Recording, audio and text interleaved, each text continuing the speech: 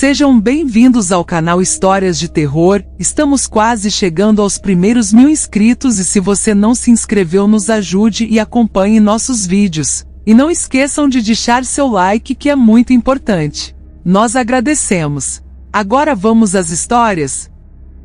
Além da Muralha da Morte. Rogério Silvério de Farias. Os vivos são os mortos de férias. Maurice Maeterlinck. Formávamos um divertido quinteto.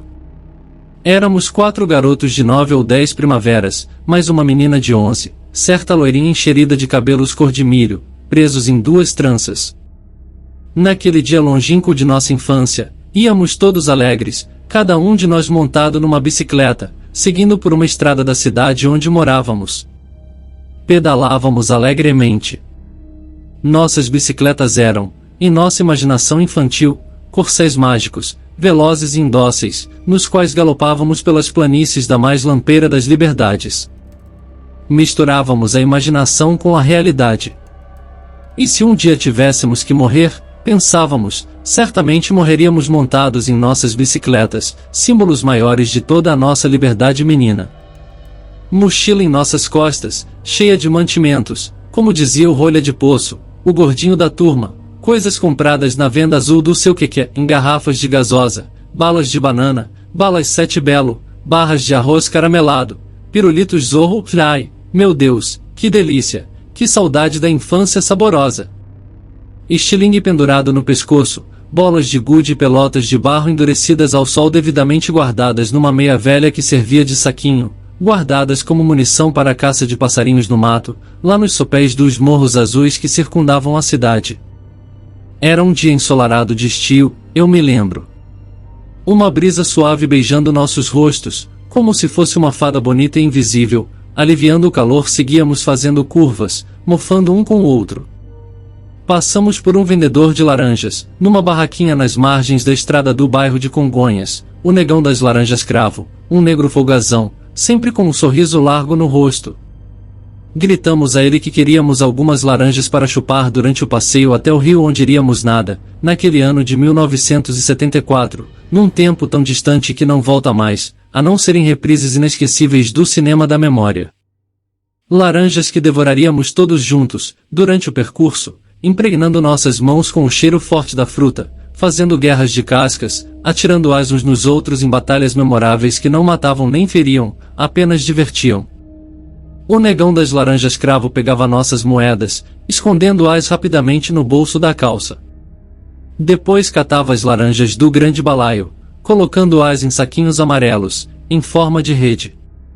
Na volta pararíamos para conversar com mais vagar com o negão das laranjas cravo, contando nossas histórias e ouvindo-as dele também, daquele pobre, porém honesto e alegre vendedor. Ouviríamos toda a criatividade de suas mentiras abençoadas, mentiras que a nós soavam verdadeiras, pois éramos crianças, e as crianças sabem muito bem que o mundo da imaginação é muito mais real e bela do que a feia e ilusória realidade. Contaríamos as nossas mentiras, também, evidentemente.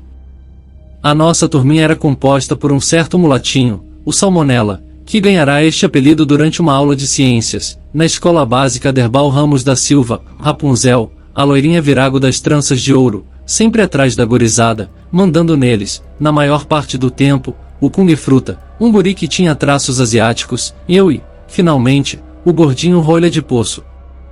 Todos tínhamos um bom apelido, é claro. Eu também tinha o meu, por ser magro e pálido, chamavam-me de Doutor Defunto. No cinema da minha memória, a câmara vem focalizando os de frente, em movimento lento. A gente vem descendo uma pequena e suave ladeira, borboletas e libélulas voando em nossa frente, como pequenas fadas a nos acompanhar na doce alegria de viver. Estamos rindo e galhofando um com o outro como pequenos anjos rebeldes.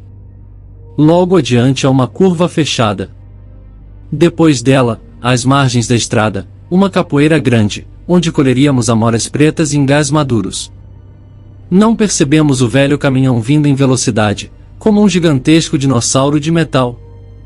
A trilha sonora deste meu filme mental recordativo é a 9ª Sinfonia de Beethoven. Num close-up de minha memória, vejo o rosto suarento de rolha, a boca aberta sem um dente na frente, gritando: "Cuidado, uma porcaria de caminhão. O velho caminhão desviando da gente. Rude como um diabo, o motorista põe a cabeça para fora da janela do caminhão. Grita alto, enfesado mesmo. Seus moleques vadios! Onde vocês pensam que estão, seus filhos de uma vadia? No pátio da escola de vocês? O caminhão prossegue em frente, como um trem do inferno. Mas o rolha de poço ainda tem tempo de berrar, no seu jeito irritadiço de ser. Vai se danar, seu porco suado! E gritamos então todos juntos para o motorista. Vai-te embora, bicho feio! Bolo fecal! Saco de bosta podre! E rimos com toda a alegria sacana da infância. Rimos do motorista e de nós mesmos. Rimos do medo que sentíramos. Continuamos pedalando, porque pedalar era preciso.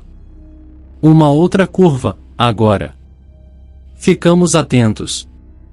Vimos, com um friozinho na barriga, um fusca preto surgindo em nossa direção, como um touro bravo. O carro vinha numa velocidade irresponsável, o motorista acelerando, acelerando, acelerando. O ronco do motor era como o urro de uma fera de metal que iria nos pegar. Eu vi. O motorista estava bêbado. Os olhos vermelhos. Estava bêbado, sim senhor, meu Deus. E como um cometa da morte, o Fusca nos apanhou em cheio. Nossas bicicletas voaram. Nós mesmos voamos. Nossos gritos de dor e medo também voaram nos ares, ainda hoje ecoam dentro de mim, como sirenes sinistras no meu inferno de solidão e saudade, agora que estou escrevendo essas lembranças melancólicas que vão sendo marcadas como carimbos de tristeza no branco da tela do editor de textos do meu velho computador. Lembro que tudo escureceu como uma noite. Vista e mente. Corpo e alma. Parece que dormíamos estranhamente no mar de nuvens brancas, densas, tépidas, etéreas. O verão de 1974 ainda não havia acabado. Indicado pelo presidente Médici no ano anterior, o general Ernesto Geisel é eleito pelo Congresso Nacional presidente da República, em 15 de janeiro. Tomaria posse em março, dando prosseguimento à ditadura. As coisas haviam mudado. Eu havia mudado. O Brasil havia mudado. Para pior. Tudo mudará para pior. As coisas nunca iriam melhorar. Nunca mais. O país continuaria nas mãos dos canalhocratas e dos demagogos. Até quando, meu Deus? Quando este país vai ter juízo? Agora o outono chegará com suas sombras, com suas folhas mortas cobrindo o chão dos jardins da vida tal como uma mortalha de tristeza. As flores da alegria de viver haviam emurchecido, pisadas pelos cascos negros dos cavalos da morte. Quando abri os olhos, saindo da placidez do coma, a primeira coisa que vi foi o branco das paredes. Estaria no céu? Não. Mas, e aquele anjo, ali? Havia um anjo em minha mãe. Ali estava ela, ao lado do meu leito, como o meu núme tutelar. Ela me olhava com aquele olhar de eterna preocupação típica das mães. Meu filho. Cadê a minha turminha, mãe? Houve uma pausa terrível. Filho, seus amigos, eles. Ela não conseguiu responder. Eles se foram, eu sabia. Eles não estavam dormindo. Eles não estavam no hospital de minha cidade. Eles não estavam em casa. Eles não estavam mais conosco. Meu Deus, onde eles estavam? Alguns dias depois, em casa, numa cadeira de rodas, as pernas amputadas, as esperanças amputadas, foi que pude compreender com amargura. Sim, agora eu sabia. Agora eu sabia onde meus amigos estavam. Estavam no cemitério da cidade, lá no alto da colina onde o vento sul sopra como um titã invisível e mal-humorado. Estavam todos mortos, os meus amigos. Mortos. Mortos. Rapunzel, rolha de poço, salmonela, kung fruta, ossos sonhos, nossas esperanças de um país melhor e mais justo, tudo morto, morto, morto. Todos e tudo sepultado, morto, enterrado. Meu Deus, por que não me deixaste ir com eles? Por que me abandonaste aqui, neste mundo da dor e da crucificação? Neste mundo onde a solução para tudo é a morte, é a morte. Nunca mais iria encontrar amigos de verdade, eu sabia. Eles estavam além das muralhas da morte. Os meus verdadeiros e únicos amigos agora estavam além do sono e dos sonhos. Aguardavam-me com a paciência assustadora que só os espectros têm. Na Terra, com a chegada da idade adulta, os homens perdem a capacidade de fazer amizades verdadeiras. Eu nunca mais teria amigos no mundo. Nunca mais. Vocês querem saber do motorista irresponsável do Fusca Negro, não é mesmo? O irresponsável fugiu. Jamais foi preso. Filhinho de papai. Sobrinho de um imbecil que era juiz da cidade. Costas quentes, sabem como é? Aquele filho da mãe. O tempo passou como uma grande mão virando as páginas do livro do destino. Ontem sonhei com meus amigos. Salmonela, Rolha, Rapunzel, Kung Fruta. Até com o negão das laranjas cravo, que morrera com uma faca enterrada no pescoço ao tentar apartar uma briga de dois bêbados na vendinha azul do seu queque, que também se foi logo depois, numa parada cardíaca, seu coração bondoso parando de sonhar para sempre, para sempre. Todos eles estavam vestidos de branco, sorridentes como anjos, felizes. Estariam mortos realmente? E eu? Estarei vivo, realmente? Quem está vivo e quem está morto, afinal de contas? Quando meus amigos morreram, uma parte do meu ser morreu também. Hoje, estou vivo, sim, mas aguardando a minha vez, aguardando os meus amiguinhos, para pedalarmos juntos outra vez por outras estradas, as estradas azuis da felicidade, da alegria e da liberdade eternas. Sim, estou com 80 outonos, agora. Há rancor e amargura dentro de mim. Mas aquele menino que eu era ainda existe em algum lugar recôndito do meu ser, como um anjo do bem. Anoitece. É o fim do inverno. A porcaria do câncer apertou o cerco e eu voltei para o hospital. Estou num beco sem saída. Estou à beira da morte.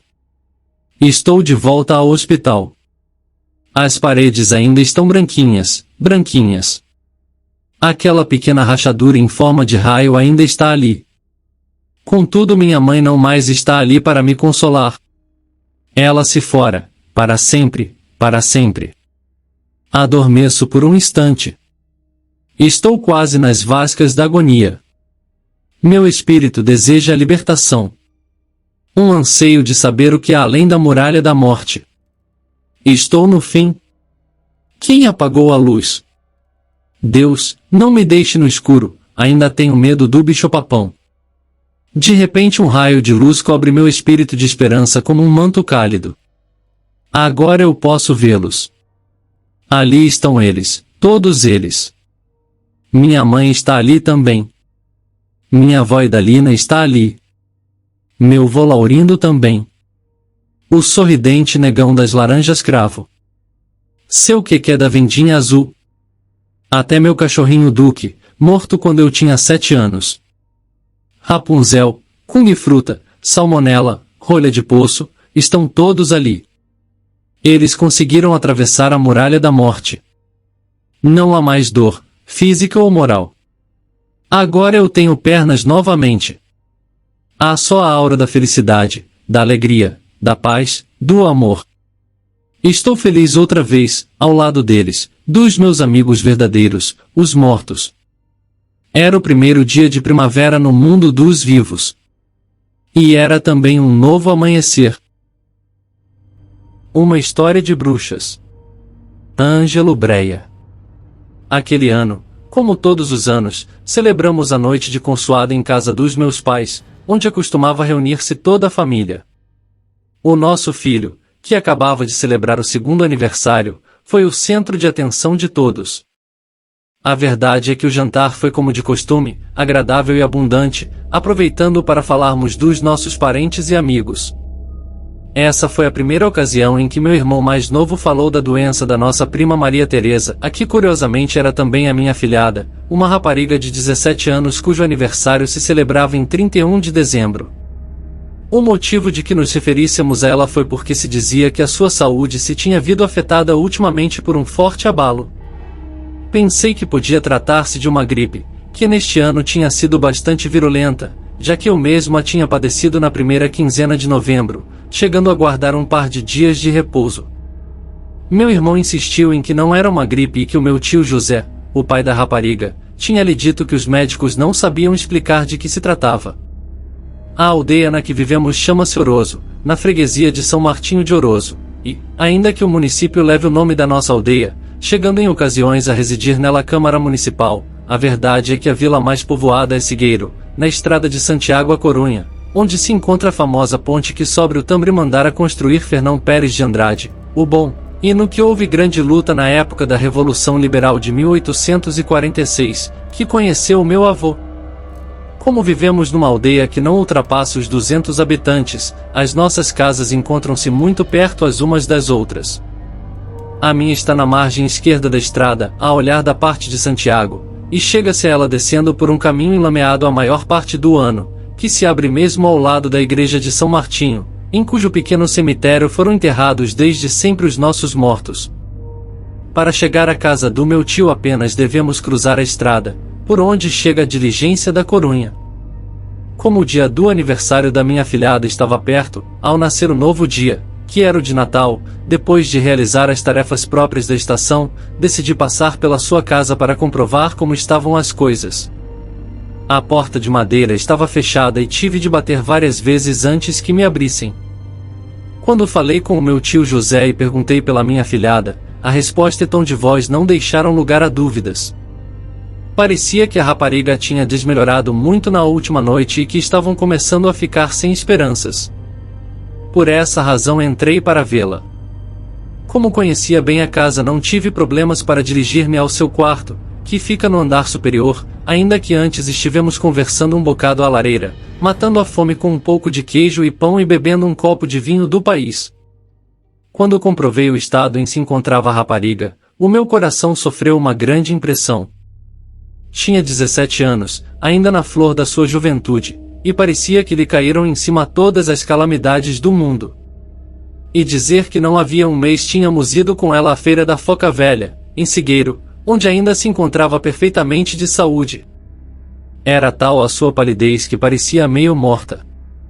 Os seus pais comentaram-me que já tinham chamado o médico, e que vieram sábado à noite, havia 3 dias. Segundo me informaram, o médico disse-lhes que a sua debilidade e consequente palidez poderia ter-se devido a uma perda de sangue, como se tivesse tido uma hemorragia muito forte nas horas prévias. Aquilo era impossível, asseguraram, porque ainda não tinha chegado a sua época de menstruação, e a menina não tinha saído de casa na última semana, desde que começou a pôr-se assim. Uma das coisas que mais me estranhou, apesar de não conhecer a medicina, foi que o médico não soubera dar uma explicação lógica ao que tinha.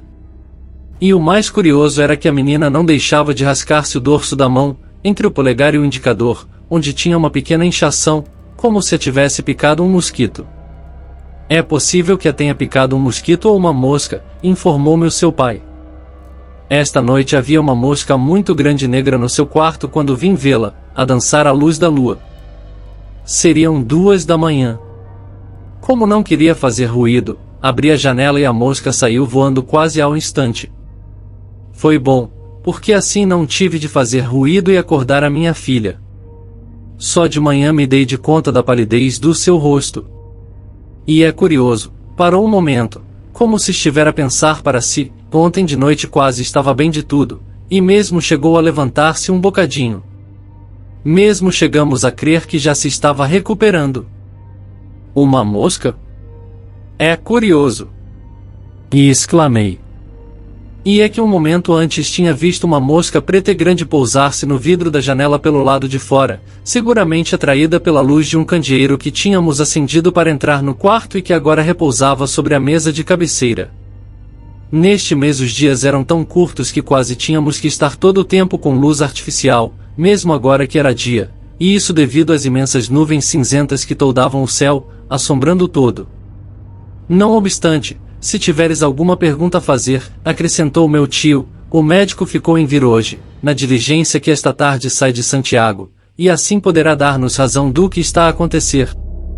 Como amanhã estava a transcorrer rapidamente e a hora do almoço estava a chegar, despedi-me dele e da sua senhora e comentei que voltaria aquela tarde, para observar a evolução da menina e ver se o médico nos explicava de que se tratava aquela enfermidade.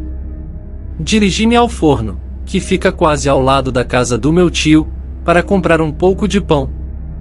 O certo é que a senhora Edelmira, depois de lhe eu pedir um molete de pão, perguntou-me que tal se encontrava a Maria.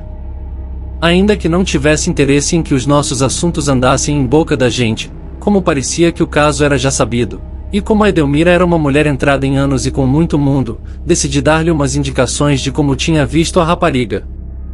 Isso é de um mal de olho, assegurou, quando rematei a explicação. Uns anos atrás passou o mesmo ao Pepe de Barreiro, quando era rapaz. Tinham-lhe botado o mal de olho e ninguém sabia quem fora a causa, ainda que houve quem disse que fora por culpa de uma meiga. O menino ia ficando, ia mesmo ficando. Estava comido por dentro, pálido como um morto, e quase sem forças.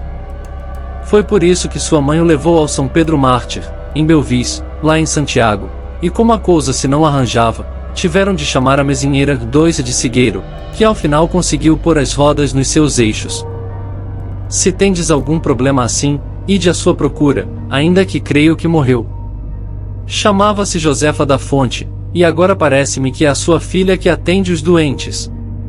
A senhora compõe ossos e a mesinheira, e talvez possa saber de que se trata se lhe consultais o assunto. O que posso dizer-te é que o médico não lhe fará nada. Ao princípio, não quis fazer caso às palavras da senhora Edelmira. Contudo, de volta à minha casa, ia dando-lhe voltas e voltas aquilo do mal de olho. A verdade é que na nossa aldeia sempre que alguém tem alguma doença que os médicos não sabem tratar, todo mundo diz que essa pessoa tem um mal de olho. Decidi aguardar a evolução de Maria, confiando nas medicinas que lhe tinha receitado o médico e no repouso.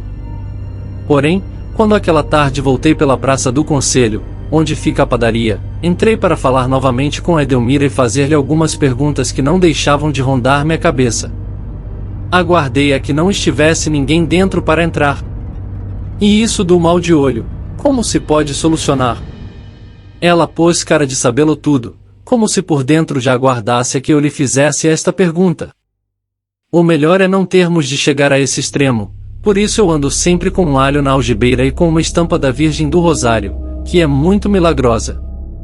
Mas se a doença chegar finalmente, o melhor remédio é afumar o quarto onde descansa a doente, e dizer uma oração, mas não sei se isso dará bom resultado se não está a mesinheira diante. E não há outro remédio? Insisti eu. Se a doença não for devida a um mal de olho, mas ao feitiço de uma bruxa, às vezes funcionam as boas ervas, uma réstea de alhos para afastar os maus espíritos ou um dente de javali. Mas sem ver a doente é muito difícil poder dizê-lo. Quando cheguei à casa do meu tio, a sua mulher, a que foi a que me abriu a porta, informou-me que o médico tinha chegado e que já estava acima. Não aguardei nem um segundo a subir as escadas, quase a correr. Mesmo assim cheguei a tempo. O médico estava a auscultá-la e a tomar-lhe o pulso. À luz do candeeiro as caras da doente e do médico pareceram-me sumidas, uma em maior doença e a outra em profundos pensamentos. Tivemos de aguardar uns minutos até que o médico se ergueu e veio falar conosco. Está pior do que pensava, confessou. É preciso que guarde um repouso total durante uma semana e que não faça esforços. E o mais importante, deve comer muito para recuperar-se da perda de sangue. A perda de sangue? Perguntou José. De que está a falar? Sim, da perda de sangue. E não me venha outra vez com isso de que não perdeu sangue. É a única explicação. Todos os sintomas parecem indicar isso. E não deixou que ninguém discutisse com ele acerca daquele assunto. Assim e tudo, e ainda que estive a ponto de dizê-lo, guardei aquilo do mal de olho para quando o médico se foi embora.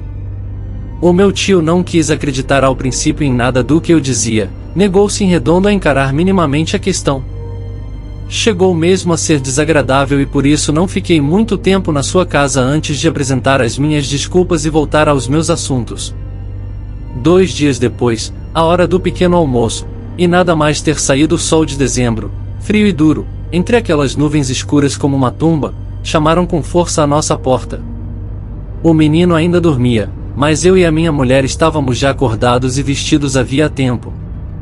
A verdade é que não me surpreendi ao ver o rosto cansado e triste do meu tio. Está pior, confessou, nada mais abrirmos a porta.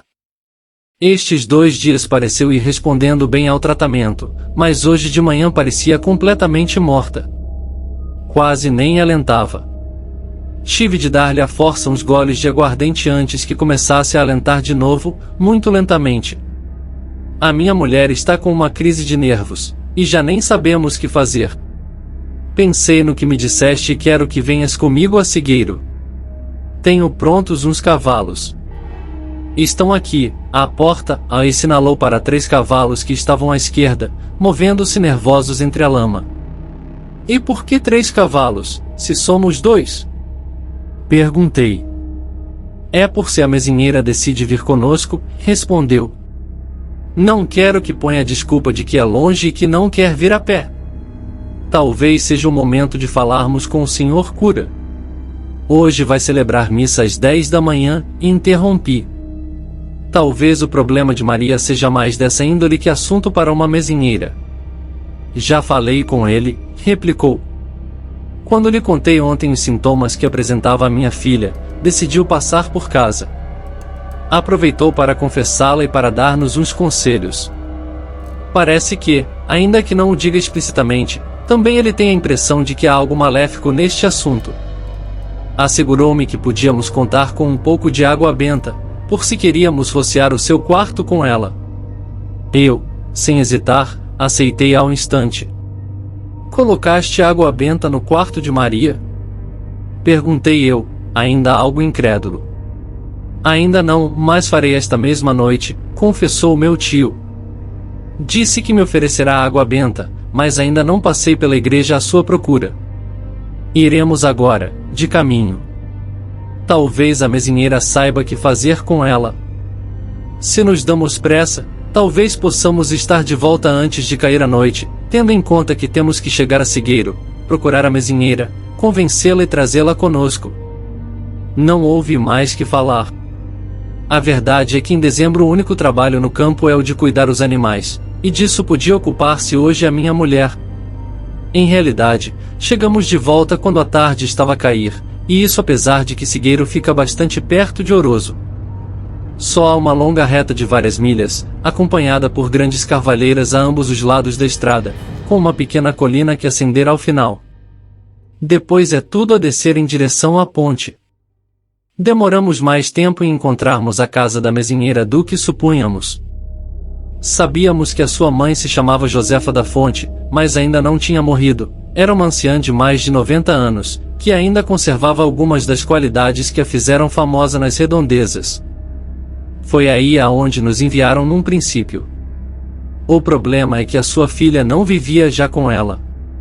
Tinha se casado havia bastantes anos com um camponês endinheirado e só muito ocasionalmente se dedicava a prestar atenção às pessoas que lhe solicitavam ajuda, e mesmo assim depois de muito insistir. E nós queríamos que viesse conosco. Ao marido não lhe fez muita graça, mas como ali em Cigueiro conheciam bem a família Breia, por assistirmos regularmente às feiras que celebram aqui às terças-feiras, a primeira e terceira semana de cada mês, ao final acedeu a vir conosco, ainda que tivesse que deixar por uma noite, a talvez fossem mais, segundo nos assegurou, o marido e os filhos sozinhos. Esse comentário da senhora Josefa, chamava-se igual que a sua mãe, daí a confusão ao perguntarmos por ela, foi quase clarividência. A verdade é que não ocorreu nada aquela noite nem nas 2 seguintes. Talvez fosse pelas muitas precauções que tínhamos tomado. A senhora Josefa tinha trazido muitas ervas consigo, numa saca grande, uma réstea de alhos, dentes de javali e de outros animais, e aquela primeira noite tinha realizado uma pequena cerimônia no quarto de Maria.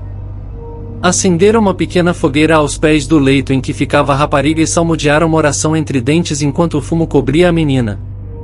Não percebi muito do que dizia, mas depois de 3 noites a minha afilhada apresentava um aspecto bastante melhor do que a noite em que chegou Josefa.